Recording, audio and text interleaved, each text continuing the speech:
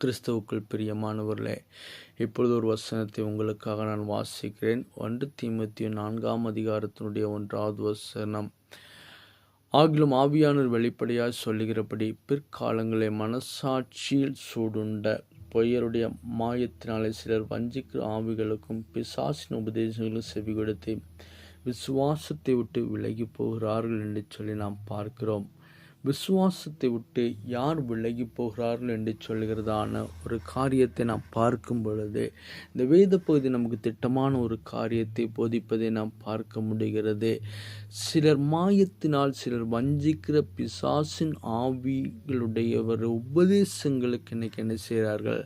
அநேக ஜனங்கள் செவி கொடுக்கிறதான ஒரு அனுபவத்தை நாம் பார்க்க முடிகிறது. நமக்கு ஒரு ஆலயத்தை ஆண்டவர் கொடுத்திருக்கிறார்.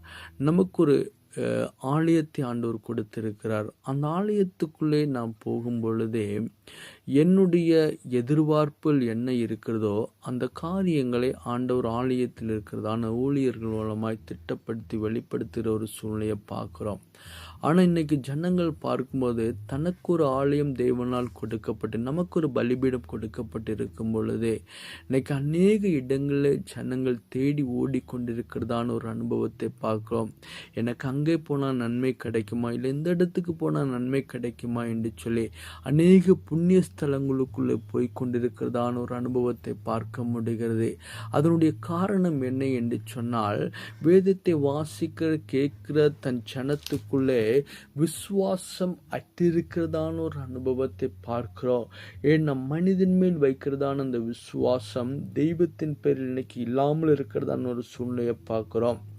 அதனால தான் அங்கே சொல்கிறாங்க, பிசாசனுடைய போதனை வஞ்சனையான அந்த உபதேசங்களுக்கு செவி கொடுப்பதனால் விசுவாசத்தை விட்டு விலகி போகிறார்கள் என்று சொல்லி நம்ம பார்க்குறோம்.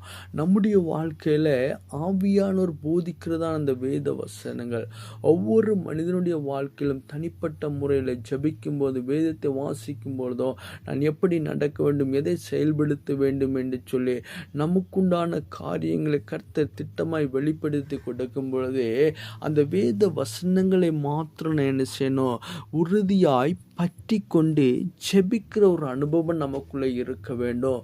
ஆபிரகாமுடைய வாழ்க்கையை நாம் பார்க்கிறோம். அவர் விசுவாசத்தினை அவர் தகப்பன் என்று சொல்லி நாம் பார்க்க முடிகிறது. 25 வருடம் ஆண்டவர் என்ன செய்கிறாரு, தனக்கு ஒரு குழந்தை தருவேன் என்று சொன்னதை 25 வருடமாய் அந்த மனுஷன் காத்திருந்தார் என்று சொல்லி நம்ம பார்க்கிறோம். அந்த 25 வருடத்தில் எத்தனையோ சூழ்நிலைகள் அவர்களுக்கு வந்திருக்கலாம், ஏளனமான பேச்சுகள் வந்திருக்கலாம், அநேக விதமான தேவையில்லாத காரியங்களை பேசிக்கொண்டே இருந்திருக்கலாம். ஆனால் அந்த மனுஷன் எந்த இடத்துலையுமே அவர் என்ன செய்யல, அவர் சோர்ந்து போகவே கிடையாது. காரணம் என்ன? தேவன் தனக்கு சொல்லிய காரியங்களை அவர் என்ன செய்வார், நிறைவேற்றுவார் என்று சொல்லுகிற விசுவாசத்தினுடைய ஒரு அடிஸ்தானத்தில். அப்போ நான் நம்ப வேண்டியது எது, நான் விசுவாசிக்க வேண்டியது எது? மனுஷனுடைய ஆலோசனை, ஊழியருடைய ஆலோசனை நமக்கு தேவைதான். ஆனால் அதற்கு மேலாக தன்னுடைய தனிப்பட்ட ஜீவிதத்தில் ஆவியானுடைய ஆலோசனை நமக்கு நிச்சயமாய் தேவைப்படுகிறது. ஊழியருடைய ஆலோசனை நமக்கு நிச்சயமாய் தேவையுண்டு. ஏன் அப்படின்னு சொன்னால், நாம் சோர்ந்து போகிற வேளையில், துவண்டு போயிருக்கிற நேரத்தில், நான் விசுவாசத்தில் பலவீனப்பட்டு இருக்கிற நேரத்தில் எனக்கு என்ன வேணும், எனக்கு ஆலோசனை நிச்சயமாய் வேணும். அதுக்கு நான் என்ன செய்கிறேன், நான் ஆலயத்துக்குள்ளே போய் நான் வாஞ்சியோடு கூட நான் காத்திருக்க வேண்டும். இன்னைக்கு பரிசுத்தமான ஓய்வு நாள். இன்னைக்கு நாம் ஆலயத்துக்குள்ளே நாம் பிரவேசிக்கிறோம். இந்த ஆலயத்துக்குள்ளே போகும்போதே நாம் எத்தனை பேருக்குள்ளே நம்முடைய விசுவாசம், நான் இன்னைக்கு ஆலயத்துக்குள்ளே பிரவேசிக்கிறேன், என்னுடைய மன விருப்பத்தை ஆண்டவர் நிறைவேற்றி கொடுப்பார் என்று சொல்லுகிற அந்த விசுவாசம் எத்தனை பேருக்குள்ளாக காணப்படுகிறது? ஆனால் வேதத்தில் நாம் வாசிக்கிற ஆலயத்துக்குள்ளே கூடி நாம் வரும் பொழுது, என் நாமத்தில் 2 3 பேர் எங்கே ஒருமனப்பட்டாலோ அவர்கள் கேட்டுக்கொள்வது எதுவோ அதை அவர்கள் பெற்றுக்கொள்வார் என்று சொன்ன அந்த வார்த்தையை விசுவாசித்து நாம் ஆலயத்துக்குள்ளே பிரவேசிக்க வேண்டும். சொன்னால், வாக்கு தத்தம் பண்ணினவர் அவர் ஒருபோதும் வாக்கை மாற்றுகிற தேவன் கிடையாது. அவர் உண்மையுள்ள தேவனாய், நீதியுள்ள தேவனாய், அவர் அவர் அவர் உண்மையுள்ள தேவனாய் நீதியுள்ள தேவனாய் இருக்கிறார் என்று சொல்லி நம்ம பார்க்குறோம். அவருடைய வாயின் வார்த்தை ஒரு இடத்துல அவர் என்ன செய்யலை, அவர் பொய்யை சொல்லுகிற தேவன் கிடையாது. மனுஷன் மனம் மாறுகிறது போல கர்த்தர் மனம் மாறுகிற தேவன் கிடையாது என்று சொன்னால் அவர் சொன்னதை நிறைவேற்றுகிற தேவனாய் இருக்கிறார். ஆமென். அவர் சொன்னதை நிறைவேற்றுகிற தேவன். என் விசுவாசம் எதுவாக இருக்குமோ அதைத்தான் ஆண்டவர் என் வாழ்க்கையில் நினைச்சிரா அதை அப்படியே நிலைப்படுத்தி கொண்டு இருக்கிறதான ஒரு அனுபவத்தை பார்க்கிறோம். இன்னைக்கு விசுவாசத்தின் குறைபாடுகள் என்று சொன்னால் அதே தீமோத்தேயுல வாசிக்கும் போது இருக்கும் 7வது வசனத்தில் வாசிக்கிறோம், சீர்கேடும் கிழவிகள் பேச்சுமா இருக்கிற கட்டு கதைகளுக்கு நாம் விலகி இருக்க வேண்டும் என்று சொல்லி நம்ம பார்க்கிறோம். வசனம் நமக்கு ஒரு காரியத்தை சொல்லிக் கொடுக்கு. ஏன் இன்னைக்கு விசுவாசத்தினுடைய விளக்கு விசுவாசத்தில் என்னால் நிலைநிற்க முடியலைன்னு சொன்னால் சீர்கேடும் கிழவிகள் பேச்சுமா இருக்கிற கட்டு கதைகளுக்கு நீ விலகி இருக்கணும்னு சொல்லி வசனம் நமக்கு சொல்லுகிறது. அப்போ வீணான வார்த்தைகள் என் வாயிலிருந்து ஒரு நாளும் என்ன செய்யக்கூடாது, புறப்படுவதை தேவன் விரும்புவதே கிடையாது. வீண் வார்த்தைகளை கர்த்தர் அருவருக்கிற தேவனாய் இருக்கிறார். வீணான பேச்சுகள் பிரசங்க பீடங்கள் இன்னைக்கு ஆலயத்துக்குள்ளே போகும்போது நாம் ஜெபிக்கிற நேரத்தில் ஜெபம் பண்ண வேண்டுமே தவிர அங்கே வந்து உட்காந்துக்கிட்டு நம்ம என்ன செய்யக்கூடாது, சும்மா வீணான காரியங்களை பேசுவதற்காக கிடையாது.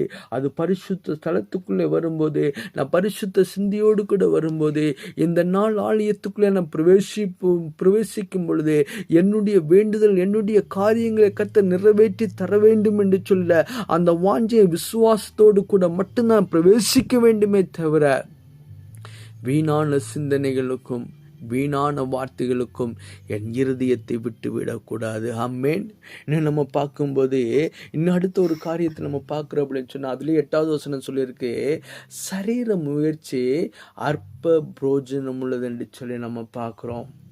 ஏன் எனக்குள்ள விசுவாசம் குறைபடுகிறது அப்படின்னு சொன்னால் அது அடுத்து சரீர முயற்சி. எனக்கு பலன் இருக்கிறது, இல்லை எனக்கு பணம் இருக்கிறது, எனக்கு ஆள்பலம் இருக்கிறது, எனக்கு நல்ல உத்தியோகம் இருக்கிறது, இல்லை எனக்கு உறவுகள் இருக்கிறாங்கன்னு சொல்லி இன்னைக்கு அநேக பேர் என்ன செய்கிறார்கள், ஆலயத்துக்குள்ளே வருகிற ஜனங்கள் கூட தன்னைத்தானே தன்னுடைய முயற்சினாலதே எல்லாம் நடக்கும் என்று சொல்லி இன்னைக்கு அநேக பேர் சிந்தித்து கொண்டிருக்கிறதான ஒரு காரியத்தை பார்க்கிறோம். ஆனால் தெய்வத்தை ஆராதிக்கிற ஜனங்களுக்குள்ளே தெளிவான ஒரு காரியத்தை நாம் படித்து கொள்ள வேண்டும். சரீர முயற்சி என்னைக்குமே அது அற்ப பிரயோஜனம் உள்ளது தான். என் சரீரத்தில் பலன் இருக்கும் வரைக்கும் தான். இன்னைக்கு இருக்கிற மனுஷன் நாளைக்கு நாம் பார்க்க முடியலை. எனக்கு பலத்தை கொடுக்க வேண்டும் என்று சொன்னால் அது தேவனாலே மட்டும்தான் அது கொடுக்க முடியும். எனக்கு சத்துவத்தை கொடுக்க வேண்டும் என்று சொன்னால் அது தெய்வத்தாலே மட்டும்தான் முடியுமே தவிர என்னுடைய முயற்சினாலே ஒன்றுமே என்னால் செய்ய முடியாது என்று சொல்லி நாம் பார்க்க முடிகிறது. என்னுடைய முயற்சி அல்ல, என்னுடையதான பலத்தினாலும் கிடையாது. என்னுடைய பலன் யார், தெய்வம். என்னுடைய பலன் யார், தெய்வமாக இருப்பதனால அந்த ஆண்டவருடைய பலத்துக்குள்ள நாம் அடங்கியிருந்த ஆண்டவரே உம்முடைய பலம் தான் எனக்கு வேண்டும் என்று சொல்லி கேட்கிறவர் தான் ஒரு மெய்யான ஒரு விசுவாசியாக இருக்க முடியும். சரீரத்தினால் எனக்கு எல்லாமே முடியும், என் சுயத்தினால் முடியும், என் பலத்தினால் முடியும் என்று சொன்னால் இவர்களால் ஒரு நாளும் என்ன செய்ய முடியாது, விசுவாசத்துக்குள்ளே நிலை நிற்க முடியாத ஒரு அனுபவத்தை பார்க்கிறோம். ஏன்னு சொன்னால் அவர்கள் இங்கும் எங்கும் அலைந்து திரிகிறவர்களாக இருக்கிறார்கள். வசனத்துக்கு செவி கொடுக்காதபடிக்கு வசனம் எனக்கு கற்றுக் கொடுப்பதை வசனம் எனக்கு கற்றுக் கொடுப்பதை என் இருதயத்தில் பதித்து வைத்து அந்த வசனம் நிறைவேறும் என்று சொல்கிற அந்த விசுவாசம் இல்லாதபடிக்கு இன்னைக்கு அநேக மனிதர்கள் மனிதர்களை பின்பற்றி நடக்கிறதான ஒரு அனுபவத்தை நாம் பார்க்க முடிகிறது. இந்த மனிதனை பின்பற்றி நடக்கிற யாராக இருந்தாலும் சரி, நாம் ஒரு நாளோ என் ஆண்டோடைய விசுவாசத்துக்குள்ளே நிலை நிற்கவே முடியாது. சரீர முயற்சி அற்ப புரோஜனம் உள்ளது. இந்த சரீர முயற்சியும் வீண் பேச்சுகளும் நம்ம ஒரு நாள் என்ன செய்யாது, நம்முடைய விசுவாசத்துக்குள்ளே நிலை நிற்கப் போவதே கிடையாது. நாம் எவைகளை விட்டு விட வேண்டுமோ அவைகளை விட்டு விலகி என் கர்த்தருடைய சமூகத்தில் அமர்ந்திருக்கும் போதே நான் கேட்பவைகள் எதுவாக எனக்கு பெற்றுக்கொள்வேன் என்று சொல்ல அவருடைய விசுவாசத்தை கர்த்தர் இந்த நாளிலே நிச்சயமாய் உறுதிப்படுத்தி கொடுப்பாராக. ஒரு நிமிஷம் நாம் ஜெபிப்போமா? பரிசுத்தமுள்ள பிதாவே, பரிசுத்த ஆவியானவரே, மை துதிக்கிற ஆண்டவரே. அப்பா, இந்த நாளிலும் கூட தகப்பனே, அப்பா, நாங்கள் விசுவாசத்தை விட்டு விலகி போவர்கள் யாரென்று சொல்லி நாங்கள் பார்க்கிறோம் ஆண்டவரே. பிசாசின் தந்திரமான உபதேசங்களுக்கு செவி கொடுப்பவர்களோ, அமேன் அமேன் ஆண்டவரே, வீண் பேச்சாளர்களோ, அமேன் ஆண்டவரே, சரீர முயற்சி உள்ளவர்கள் விசுவாசத்தில் ஒரு நாளும் நிலை நிற்பது இல்லை என்று சொல்லி நாங்கள் பார்க்கிறோம் ஆண்டவரே. அப்பா, அந்த அனுபவம் எனக்குள்ளும் எங்களுக்குள்ளும் இல்லாதபடிக்கு அப்பா, நாங்கள் விசுவாசத்தில் நிற்க ஆண்டுடைய வார்த்தைக்குள்ள எங்களை உறுதிப்படுத்தி கொள்ள என் கர்த்தர் நீங்க உதவி செய்யும்படியாக செபிக்கிறோம் ஆண்டவரே. இந்த நாளை நீர் ஆசீர்வதித்து கொடுங்க. உடைய பிள்ளைகளுடைய வாழ்க்கையில நன்மையான ஈவுகளை வெளிப்படுத்துங்க. ஆமென். கர்த்தருடைய கரமுடைய பிள்ளைகளை ஆளுகை செய்யட்டும். இயேசுவின் மூலம் ஜெபங்கள் நல்ல பிதாவே. ஆமேன் ஆமேன்.